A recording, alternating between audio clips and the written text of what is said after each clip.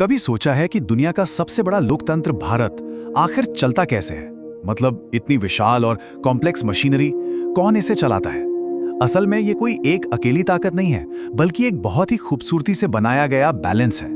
आज हम इसी बैलेंस के केंद्र में जाने वाले हैं और समझेंगे भारतीय शासन के उन 3 स्तंभों को जिन पर यह सब कुछ टिका है।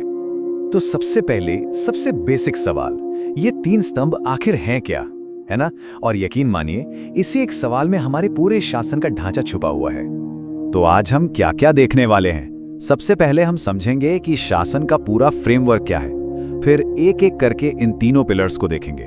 कार्यपालिका यानी सरकार का इंजन, विधायिका जो हम सबकी आवाज है, और न्यायपालिका जो संविधान की रक्षक है। और आखिर में हम देखेंगे कि ये तीनों मिलकर पावर का बैलेंस कैसे बनाते हैं। चलिए तो शुरू करते हैं पहले हिस्से से, शासन की रूपरेखा। देखिए, किसी भी बड़ी और मजबूत इमारत की तरह भारतीय लोकतंत्र की भी एक बहुत सॉलिड नींव है। सब कुछ, बिल्कुल सब कुछ वहीं से शुरू होता है। और वो नींव, वो है भारत का संविधान। ये सिर्फ एक किताब नहीं है दोस्तों, ये हमारे देश का सबसे बड़ा कानून है, सुप्रीम लॉ। असल में यही वो डॉक्यूमेंट है जो पूरे गवर्नेंस का ब्लूप्रिंट तैयार करता है। यही बताता है कि इन तीनों पिलर्स के पास क्या पावर होगी और इससे भी जरूरी उनकी हदें क्या होंगी। ठीक है, तो अब आते हैं हमारे पहले पिलर पर, कार्यपालिका यानी द एग्जीक्यूटिव। और यहाँ सवाल बहुत सीधा है, असल में देश को चलाता कौन है?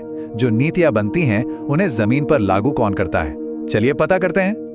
तो देखिए, कार्यपालिका सरकार की वो ब्रांच है जिसका मेन काम है कानूनों को लागू करना, एडमिनिस्ट्रेशन को चलाना और पॉलिसी से जुड़े फैसले लेना। आप इसे सरकार का इंजन समझ सकते हैं जो देश की गाड़ी को आगे खींचता है। अब जब हम केंद्र सरकार की कार्यपालिका की बात करते हैं तो इसमें कुछ मेन प्लेयर्स हैं। सबसे ऊपर आते हैं भारत के राष्ट्रपति, जिनका जिक्र आर्टिकल 52 में है। फिर आते हैं प्रधानमंत्री और उनकी कैबिनेट यानी मंत्रिपरिषद, जो आर्टिकल 74 के तहत असली पावर रखते हैं। और एक और अहम हिस्सा है अटॉर्नी जनरल, जो सरकार के चीफ लीगल एडवाइजर होते हैं। यहाँ एक बहुत ही इंटरेस्टिंग बात समझने वाली है, राष्ट्रपति और प्रधानमंत्री के रोल में फर्क। देखिए, राष्ट्रपति हमारे देश के संवैधानिक प्रमुख हैं, मतलब वो हेड ऑफ स्टेट हैं, पूरे देश का चेहरा। लेकिन जो असली एग्जीक्यूटिव पावर है, जो रोजमर्रा के काम करने की ताकत है, वो प्रधानमंत्री और उनकी कैबिनेट के हाथ में होती है। आसान भाषा में कहें तो राष्ट्रपति मंत्रिपरिषद की सलाह पर काम करते हैं। चलिए अब आगे बढ़ते हैं अपने दूसरे पिलर की तरफ। हमने ये तो देख लिया कि कार्यपालिका कानूनों को लागू करती है, पर सवाल ये है कि ये कानून आते कहां से हैं? इन्हें बनाता कौन है? बस यहीं पर एंट्री होती है विधायिका की। विधायिका, जिसे हम सब संसद के नाम से जानते हैं, वो हमारे देश की सबसे बड़ी कानून बनाने वाली बॉडी है। ये वो जगह है, वो मंच है जहां देश के लिए कानून गढ़े जाते हैं। और सबसे बड़ी बात, ये हम लोगों की, जनता की आवाज है। हमारी संसद बाइकैमरल है, एक फैंसी शब्द जिसका सीधा सा मतलब है कि इसके 2 घर हैं, 2 सदन हैं।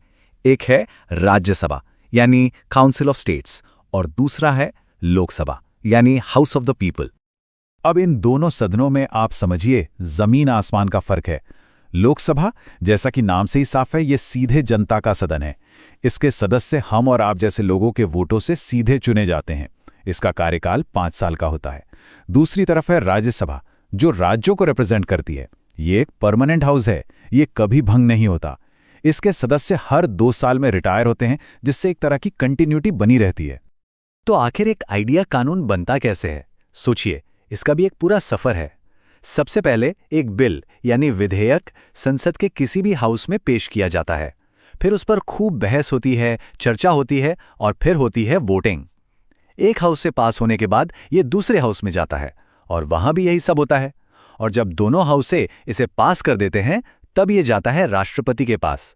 उनके दस्तखत होते ही वो बिल एक कानून, एक एक्ट बन जाता है। ओके, तो कानून बन गया, कार्यपालिका ने उसे लागू भी कर दिया। लेकिन ये कौन चेक करेगा कि जो कानून बना है वो संविधान के दायरे में है भी या नहीं? कौन है वो गार्ड?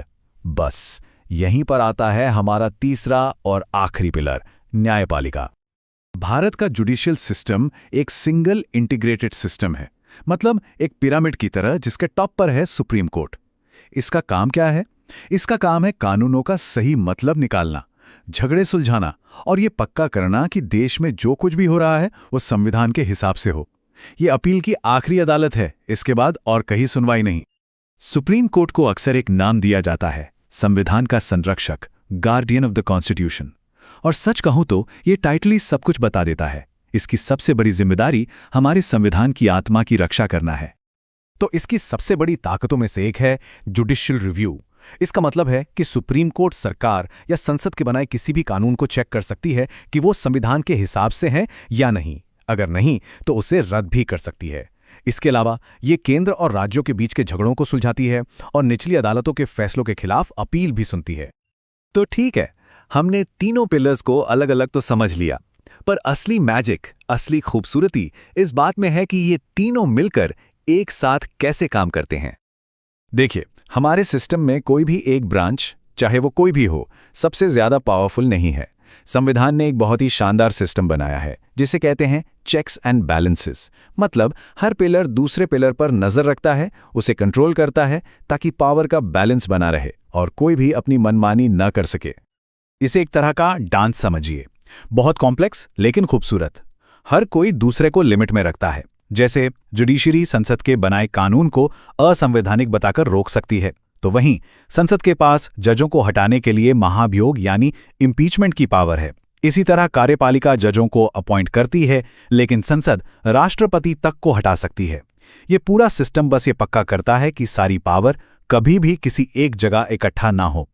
तो कुल मिलाकर बात यह है कि ये तीनों पिलर्स मिलकर हमारे लोकतंत्र का वो मजबूत ढांचा तैयार करते हैं जिस पर सब कुछ टिका है। लेकिन जाते जाते एक सवाल छोड़ जाते हैं, क्या ये नाजुक सा बैलेंस हमेशा हर हार में बना रहता है? गवर्नेंस की इस लगातार बदलती दुनिया में ये एक ऐसा सवाल है जो शायद हमेशा ही जरूरी रहेगा। इस पर जरूर सोचिएगा।